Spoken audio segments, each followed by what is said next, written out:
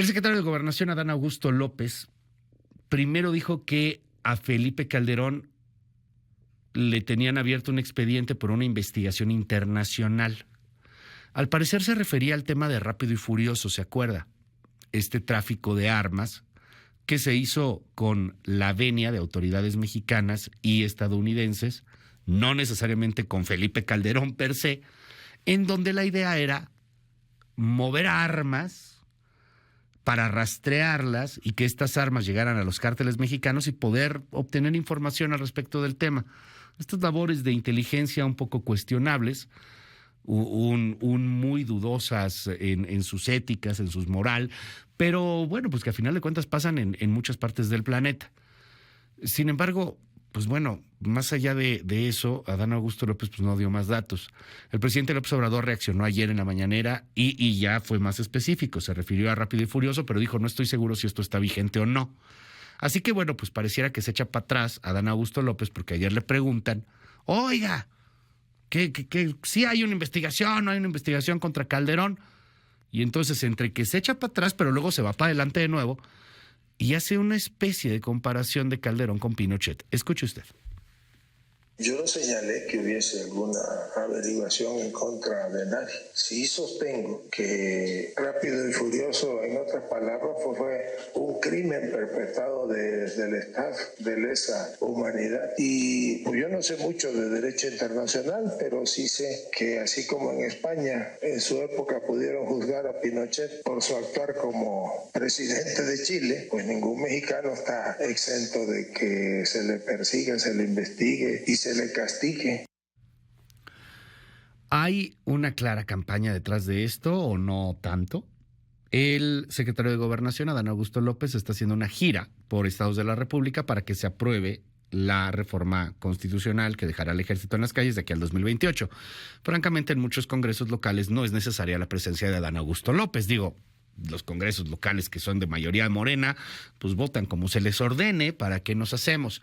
Pero ahí está Adán Augusto López dando una gira, hablando, subiendo también, por cierto, al menos en conocimiento, la gente habla de Adán Augusto López, bien o mal. Detrás de esto hay una campaña.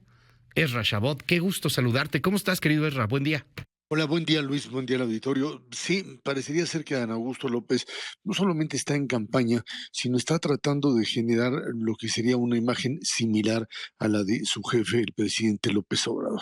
Hace un par de días, creo, el propio presidente López Obrador decía que ya no era el momento de las alabanzas, de estar exaltando la figura del jefe, etcétera.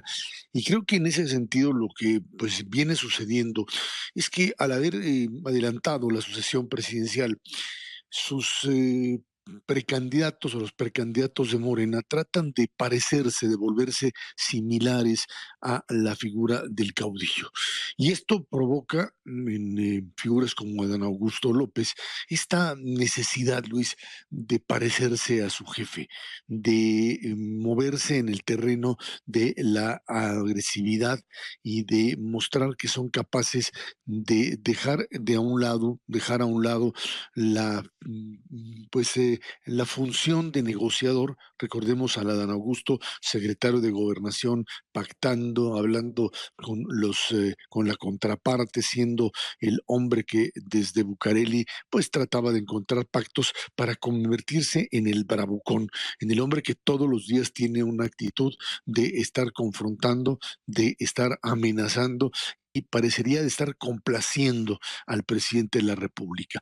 Esta es la consecuencia no solamente de tener que ir a los estados a pues buscar, dicen, la aprobación de los congresos, sino de hacer campaña, de convertirse en un pues candidato real y no solamente en alguien construido como un candidato de emergencia, como en algún momento se dijo frente a la pues contienda entre Marcelo Ebrard, que también está por supuesto en plena campaña, y la propia Claudia Sheinbaum. Lo que pasa es que esta actitud belicosa, esta actitud de pandillero, dicen algunos, de estar ofendiendo, insultando, tratando de una manera soez a los adversarios, pues es un poco estar copiando lo que sería pues la manera como la que el propio presidente se refiere a sus adversarios. Esta verdadera forma de referirse a la figura de Felipe Calderón, al propio expresidente Calderón, que se convirtió en una obsesión. Hay que recordar que Calderón es la obsesión del presidente de la República desde 2006, y el tema de la elección y lo que consideró como el fraude electoral y el espurio, le decían permanentemente al propio Calderón, y que en el momento preciso en donde pues Felipe Calderón da esta conferencia allá en España en el marco de pues esta fundación vinculada con Vargas Llosa, pues no tiene ni ninguna recato, no tiene ningún recato el propio presidente López Obrador de decir que se trata pues básicamente de alguien que básicamente no solamente sería un traidor, sino sería alguien al que habría básicamente que pues sacar de la jugada de una manera mucho más violenta. Y bajo ese principio empiezan todos sus figuras vinculadas a la propia estrategia de sucesión presidencial a repetir, a tratar de complacer a la propia figura presidencial, y entonces aparecen estas descalificaciones brutales, tanto de aquellos que desde pues, los medios de comunicación reconocen que tienen que actuar en función de lo que el presidente diga y atacar y descalificar.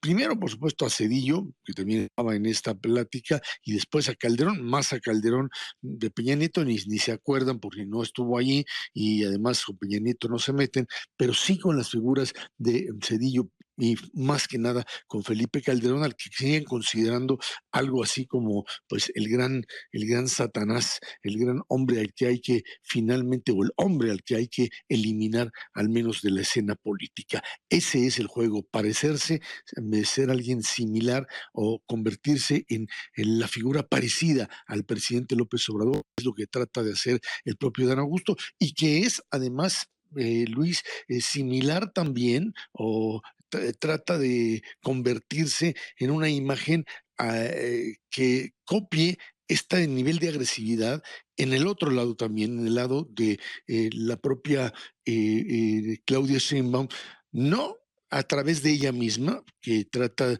de evitar utilizar ese lenguaje por lo pronto, pero sí utiliza ahora sí que a su segundona, que sería Laida Sansores, que es la que finalmente vuelve otra vez en la confrontación con Ricardo Monreal a hacer uso de este tipo de lenguaje, del lenguaje, ahora sí, perdón, los carretoneros, pero lenguaje de carretonero, lenguaje vulgar, lenguaje que hoy se ha convertido finalmente en un sello de la 4T, tanto en la calle, tanto en la campaña como en el Senado o en la Cámara de Diputados, este lenguaje de bravucón, de peleonero de barrio, que está dispuesto de esa manera a confrontar a los adversarios y rebajar el nivel de la política. Así se las juegan.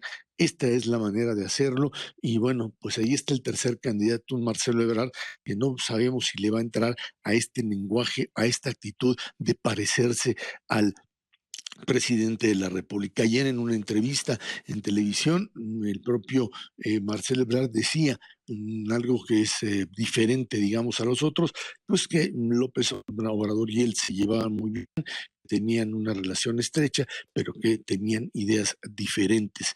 Marcelo tratando de jugar una carta que no es precisamente la que le ha agradado al presidente de la República. Lo hizo así Marcelo en el 2012 y no le fue bien. Los otros dos, los dos candidatos de la pelea, del insulto, del agravio, de ahora sí, de la política chicharronera, de aquí mis chicharrones truenan, y si no vayan a buscarse pues a alguien que tenga la capacidad de responder como yo, que se suba al ring y escupa y golpee como yo.